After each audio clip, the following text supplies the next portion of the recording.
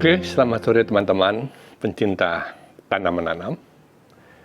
Sore ini kita bertemu lagi pada satu episode yang mungkin yang ditunggu-tunggu, yang sangat menarik karena kita mulai berbicara seri pertama mengenai masalah pemupukan dan bagaimana kita bisa memahami atau mengetahui tingkat kesuburan tanah.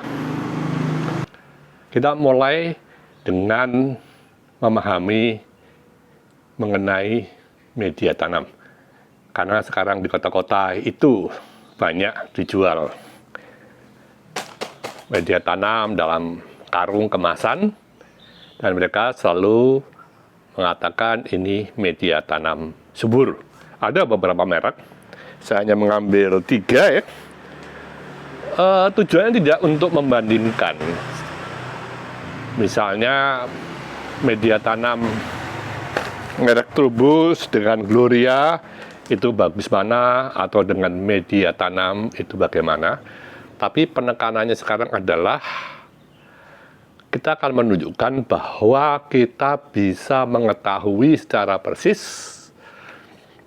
media tanam mana yang memiliki kadar NPK paling tinggi dan media tanam mana yang paling rendah. Tidak berarti yang paling rendah itu jelek ataupun sebaliknya paling tinggi itu bagus. Tapi nanti kita bahas satu persatu dari masing-masing media tanam ini. Kita akan bahas bahwa ini sesuai untuk menanam dalam kondisi seperti apa, ini seperti apa, dan juga kita nanti bisa menyimpulkan mana yang akan kita beli yang sesuai dengan tujuan kita. Nah, kemudian untuk membandingkan itu, membandingkan mengenai kesuburan tanah, ya mungkin teman-teman pengen tahu seberapa subur pupuk kandang. Saya ambil satu, ini juga bukan dari kandang betul-betul, tapi sudah dibikin keringkan, dibikin halus ya. Ini nanti kita cek seberapa tinggi kandungan dari hara makro, karena kesuburan tanah kita ambil dari sudut kandungan hara makro. Orang mungkin berpikir mana bisa diukur ya, bisa. Nah, kebetulan saya tunjukkan, saya sudah memiliki alat ukur, ada 3 yang masing-masing mengukur secara teliti kandungan. Ini K ya, ini N, dan ini P ya. Nah, ini alat ini mengukur dengan cepat seberapa besar kandungan unsur hara masing-masing dengan ketelitian mulai dari 1 mg per kilogram media tanam ataupun tanah, sehingga kita tahu, kita bisa bandingkan dan kita bisa nyatakan dalam satuan miligram ya, luar biasa. Oke, nah untuk itu mari kita mulai membahas satu persatu, kita ukur satu persatu supaya tidak panjang. Nanti saya akan potong, kita masuk kepada tahapan pengukuran dari masing-masing media tanam. Nanti kemudian kita simpulkan, kita bahas, dan kemudian dalam penutup nanti akan kita rangkum semua apa yang tadi telah kita lakukan. Ya, mari saya akan mengukur.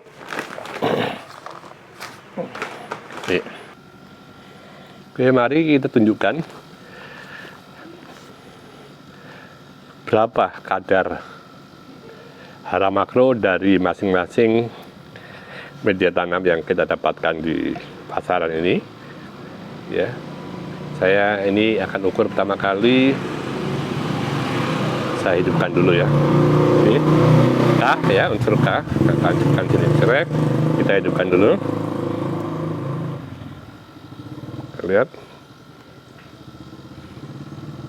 Angkanya menunjukkan angka 17. Kemudian kita tambahkan unsur P ya.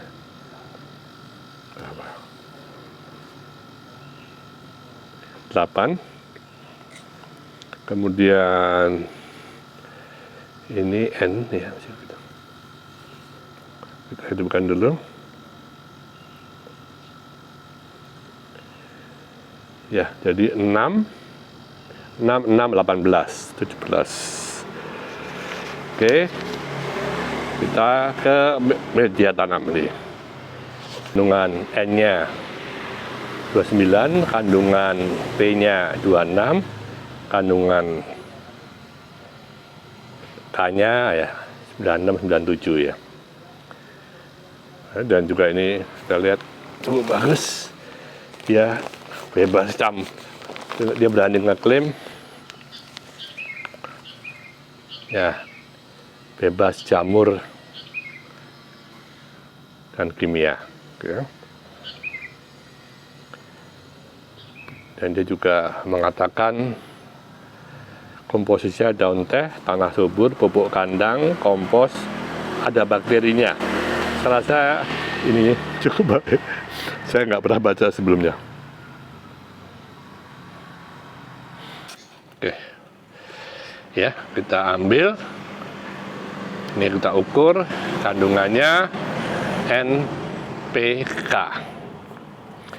Jadi N-nya 11, P-nya 10, K-nya 15 ya. Saya akan catat nanti sebagai bahan pembicaraan. NPK 11, 10, 17. Nah, ini kita lihat seberapa subur kohe. Ya, ini NPK, N-nya 51, P-nya 40, adalah 67 K-nya. Oke ya. Jadi ini kandungan daripada pupuk organik dari kotoran hewan, yaitu kambing yang sudah digiling halus ini dan sudah disterilkan katanya. Oke, kita pengen tahu berapa ini kandungan makro dari tanah kebun. Oke, ini P yang ada di sini. Mudah-mudahan kelihatan ya. 12. Ini K. Kan 12, 13. Ini unsur N. Oke. Nah, ini kita lihat tanah saya ini di kebun, kesuburannya N-nya 8, P-nya 12, K-nya 12.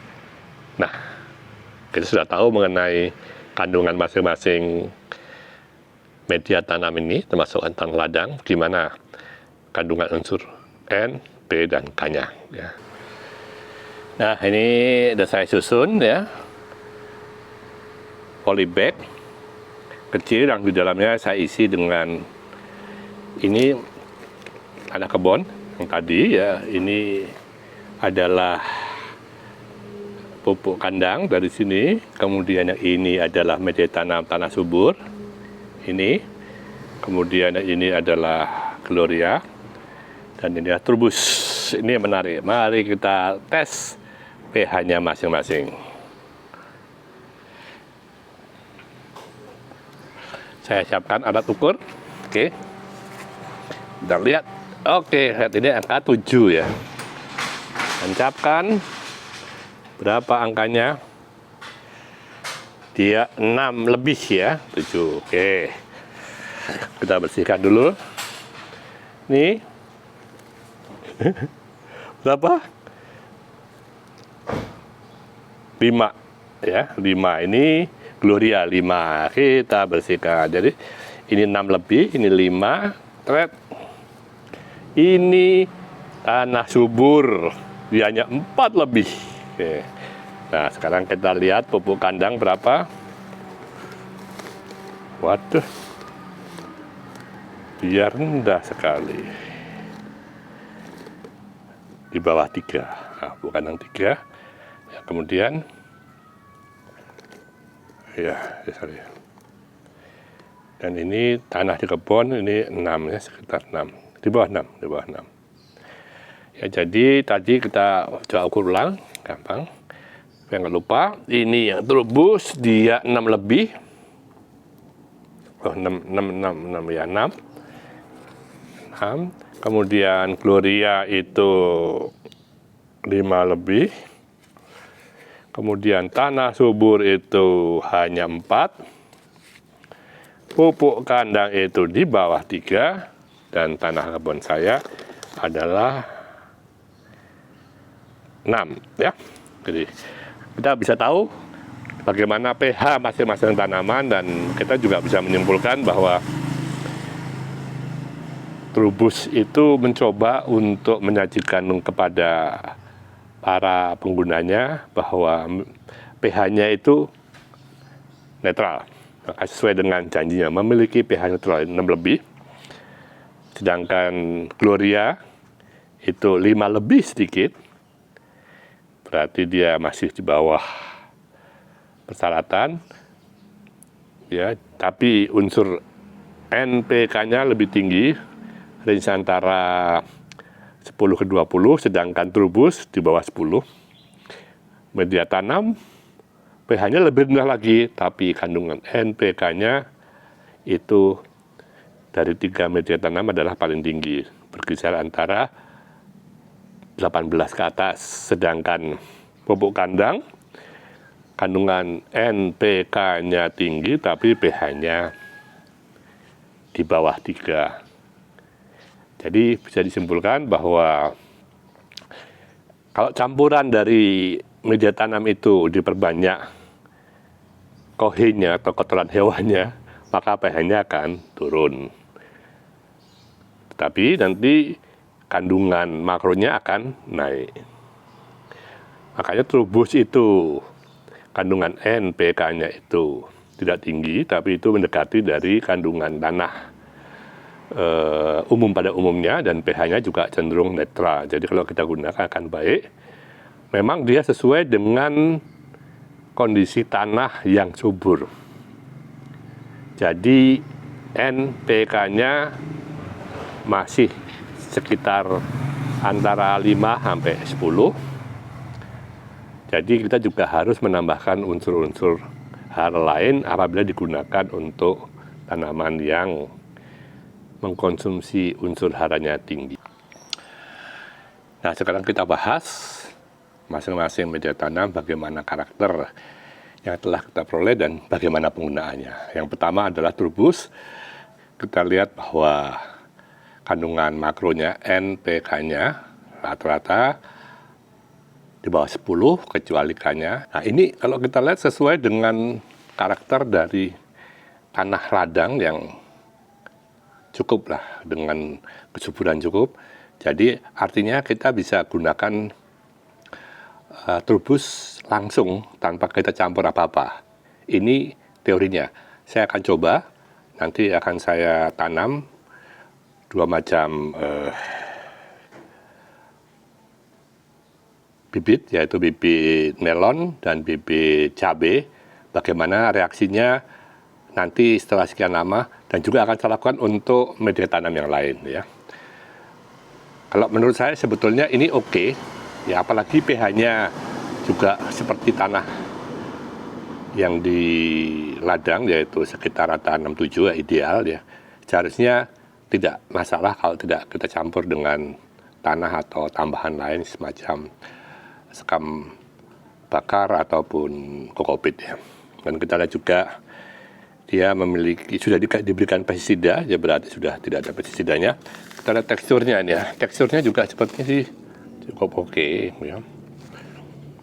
Oke ya. Ya. Tidak terlalu padat. Kemudian nanti kita pindahkan. Saya memiliki ini ya. Saya memiliki bibit melon, saya akan pindahkan ke sini. Kali sepertinya kurang disiram, abang itu saya siram setelah ini. Saya ingin menunjukkan buat teman-teman, ini akan saya tanam langsung, nanti akan saya tunjukkan bagaimana hasilnya. Dan ini memang kecil, nanti saya akan mencoba melakukan metode bertingkat. Saya akan berikan polybag yang lebih besar setelah saya bikin lubang-lubang yang besar di bawahnya ya. Oke, nah ini akan saya coba, nanti setelah sekali waktu saya akan laporkan di video saya yang lain yang berikutnya. Berikutnya ini Gloria ya, kalau kita lihat hasil pengetesan kandungan makronya sedikit di atas 10 ya, kecuali K-nya agak tinggi. Dan memang ini salah satu favorit saya, sebelum saya punya alat itu sudah saya gunakan Gloria. Ini banyak dan harganya juga termasuk yang tidak terlalu mahal. Dan salah satu kendalanya lagi adalah bahwa pH-nya itu di bawah 6, mendekati 5. Jadi sebetulnya perlu dinaikkan ya.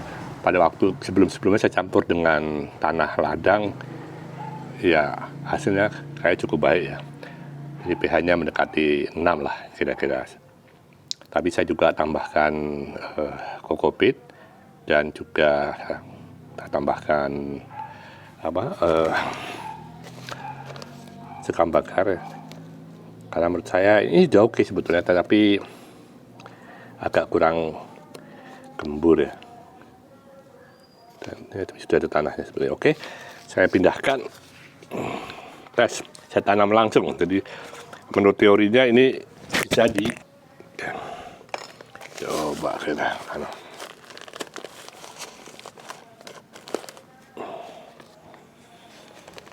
ya, saya tinggalkan tanahnya sedikit bareng tanamannya agar tidak layu. Nanti setelah ini kita siram ya, kita lihat bagaimana hasilnya. Dan selain nanti bibit melon ini, nanti juga akan saya ambil sampel dari bibit cabai ya.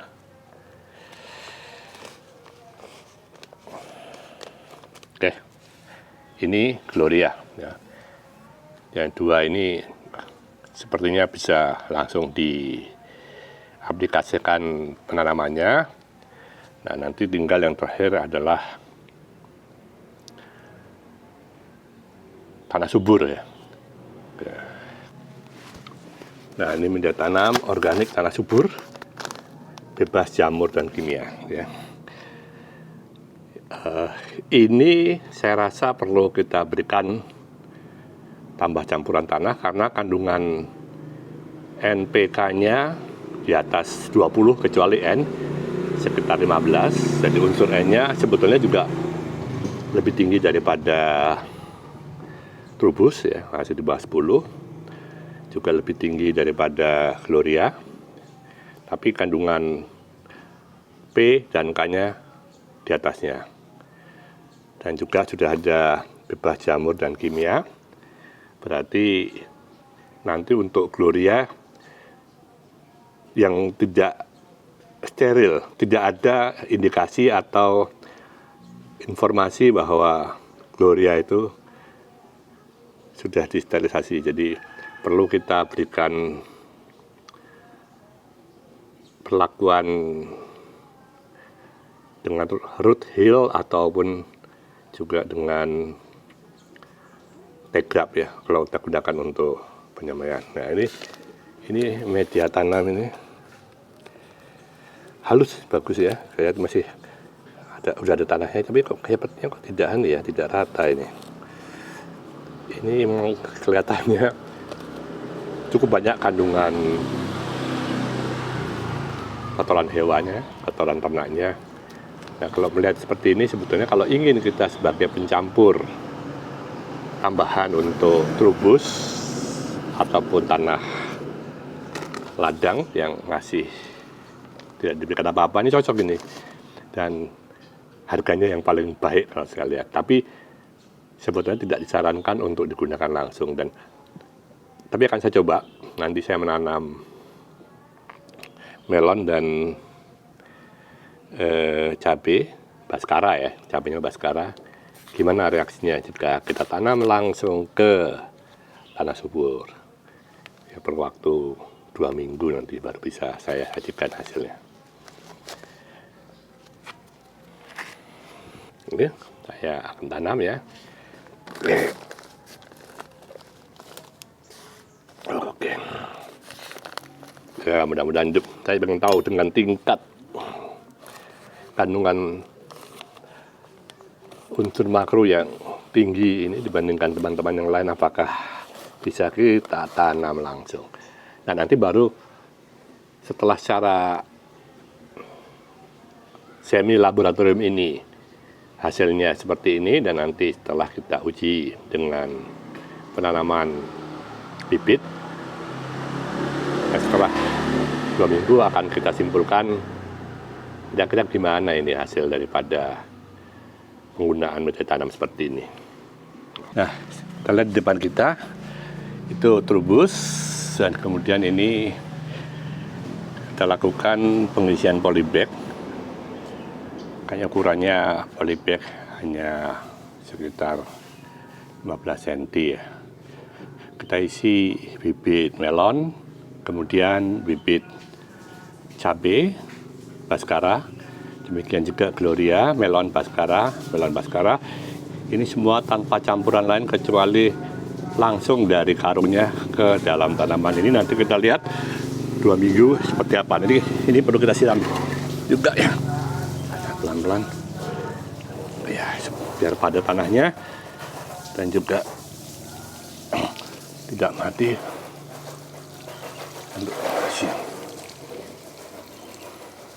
Biar pada, oke, nanti kita isi tambah supaya penuh. Oke, nanti tinggal kita lihat 2 minggu lagi gimana hasilnya. Apakah kalau kita gunakan langsung yang paling sesuai yang mana, kemudian kalau memang semuanya oke, yang paling cepat pertumbuhannya tanpa gangguan apapun. Oke, tadi telah kita saksikan bagaimana kita mengetes media tanam yang ada di pasaran, yang diperjualbelikan di toko-toko bunga ya. Semuanya bagus, hanya ada beberapa hal yang harus kita perlu tambahkan, kita campur agar menjadi media tanam yang ideal. Seperti misalnya merek Gloria, pH-nya rendah, demikian juga merek tanah subur lebih rendah lagi, tapi kandungan haranya tinggi ya. Kandungan hara terlalu tinggi juga tidak baik, karena tanaman juga akan kerdil dan mati. Contohnya tadi pupuk kandang kohe tinggi sekali, tapi kalau kita tanam dengan kohe semua yang kandungan makro tinggi, pasti mati. Kadang-kadang kita bilang bahwa panas, layu, dan sebagainya. Nah, sedangkan trubus itu netral. Dia identik atau sama dengan tanah ladang yang subur. Nah, harus kita jaga dalam berjalannya waktu. Kita perlukan tambahan-tambahan pupuk-pupuk lain, apakah pupuk kandang ataukah pupuk sintetis kimia dan sebagainya. Nah, tapi yang menjadi sering pertanyaan adalah saya memilih, misalnya ini yang saya dengar, saya suka memilih menggunakan media tanam trubus karena nggak ada jamurnya gitu. Nah, memang trubus mengkondisikan cara baik.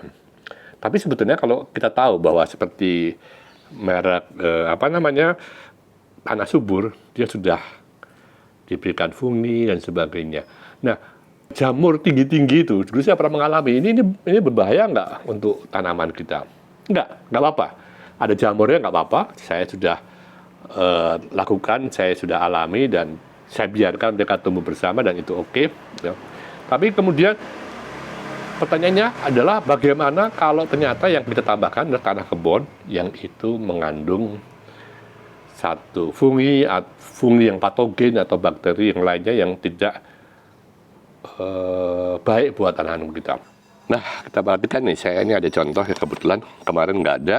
Pagi ini saya lihat saya punya bibit melon ini, tatonya sudah rebah seperti ini. Kemarin hujan, dan kemarin pohonnya sehat saja, sedangkan teman-teman yang lain oke. Nah, ini kita perhatikan, dia roboh, dan pada pangkal batang ini, yang menancap ke tanah ini, ada warna coklat, dan dia lemes, mati. Nah, ini yang disebut adalah dumping off, atau rebah semai, ya, yang disebabkan oleh jamur Pythium. Jamurnya tidak kelihatan, semuanya oke-oke aja, tapi ternyata dia mengandung jamur yang merusak tanaman kita. Nah, pertanyaannya, bagaimana mengatasinya? Ya, sebenarnya ada dua cara. Ya. Kalau untuk mengatasi dumping off, sebetulnya kita bisa mencari di toko online di Telegram ini. Ini khusus untuk mengatasi tanaman kita yang kena dumping off, atau bisa kita gunakan cukup sekali, kira-kira seminggu setelah sprouting itu sudah mulai berkecambah ya. Kemudian udah, nanti tinggal kita tunggu sampai kita pindahkan ke lahan. Nah, cara yang lain adalah kita menggunakan rotel ya. Nah, ini kita campurkan, semprot sedikit aja pada waktu kita mencampur media tanam kita sebelum kita masukkan ke polybag. Kita campur secara rata dan sepertinya oke. Memang agak sulit untuk mencari bahan-bahan untuk mensterilkan tanah ya. Paling-paling kita menambahkan kapur dolomit, kapur pertanian, agar pH-nya mendekati 7 dengan harapan bahwa pada pH-pH tersebut jamur-jamurnya tidak akan tumbuh, atau kalau memang ada binatang-binatangnya kita menggunakan furadan ya, kimia semua. Nah, tapi saya tetap selalu menyarankan penggunaan pestisida nabati atau hayati. Karena buat saya ini perlu, karena saya sudah punya pengalaman bahwa petani saya dari 12 orang, yang 2 mengalami gangguan kesehatan yang fatal itu berarti sampai meninggal, karena waktu itu saya menggunakan pestisida yang memiliki kekuatan tinggi, yang memiliki lebih dari 7 bahan aktif. Dan sejak itu saya berjanji kepada diri saya sendiri, saya akan selalu menggunakan pestisida nabati atau hayati, dan saya akan menyarankan penggunaan pestisida nabati hayati dan tidak menganjurkan menggunakan pestisida kimia, karena seberapapun kita produktif, kita tidak akan untung apabila petaninya terganggu kesehatannya. Jadi mohon pengertiannya mengapa saya tidak pernah mengulas membahas pestisida kimia, dan saya selalu tampil dengan pestisida nabati, nanti mungkin hayati ya. Sebetulnya saya senang kalau teman-teman itu bisa membuat sendiri ya, karena menghemat biaya, dan kita juga bisa dapatkan tutorial atau cara-cara dari teman-teman di YouTube. Cuma yang tidak ada itu adalah yang membahas mengenai masalah pestisida nabati yang komersial. Artinya yang bisa kita beli, kita gunakan secara baik.